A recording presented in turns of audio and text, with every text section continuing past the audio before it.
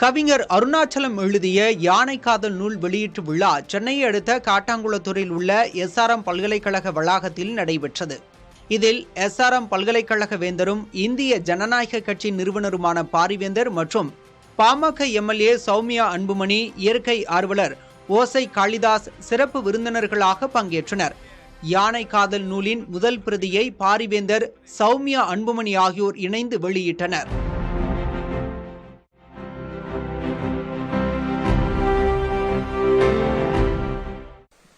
நான் சொல்லுவேன் அடிக்கடி, இவனுக்கு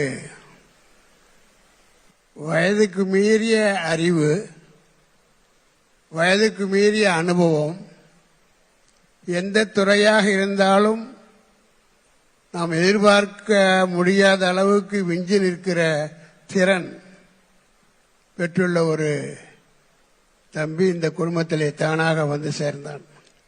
வாய்ஸ் இல்லாதவங்களுக்கு ஒரு குரலாக, குரல் இல்லாதவர்களின் குரலாக தான் இதை நம்ம பார்க்கணும்.